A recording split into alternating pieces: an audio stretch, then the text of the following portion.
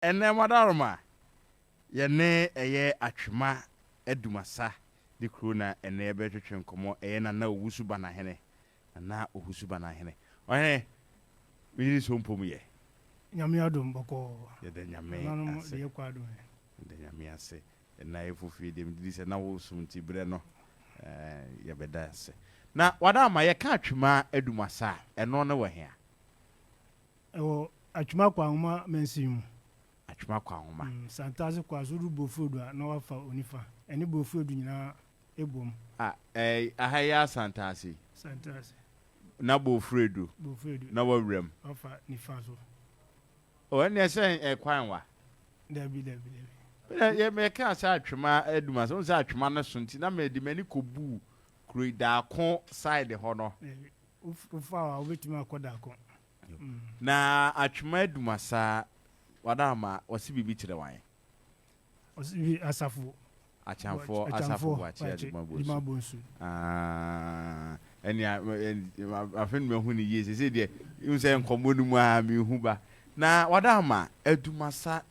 yen hwe ansa kro Adumasa no edin no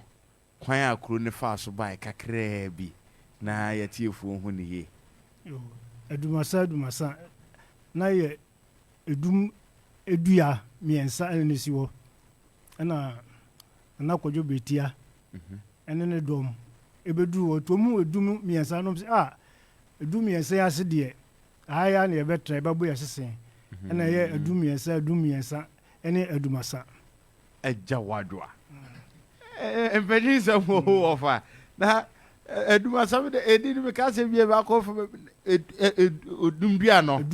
miensa na yesi si wobom mo ka sa ka ne nipa ahenasa oh Matias na ebusia ben ne di ho akodua asuna rempia kwa madama ohemfo abakọ woto so sei metoso miensa Adumasa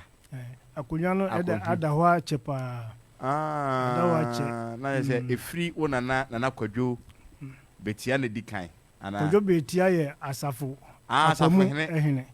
eti wona edudo ya fa ampetia no miensa no to bedu adumiensa ase no mse adumiensa de ye betra ha nti omo etra wono ebi kae no so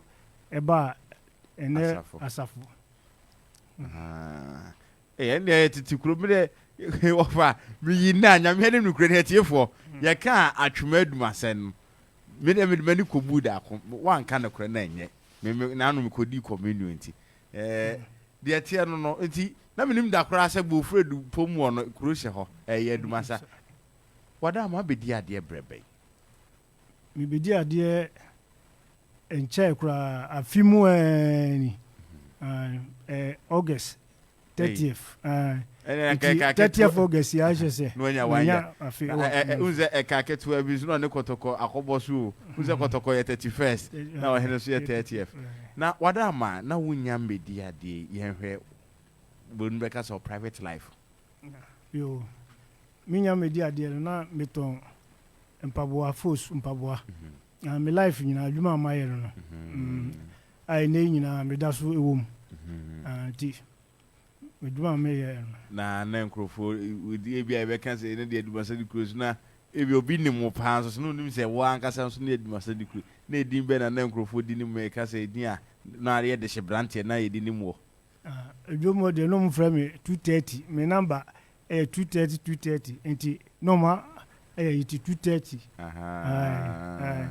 okay ti wedi obefro na nanu madwe na edin ne sesan ye free 230 ba na Owusu Banahene odikan yo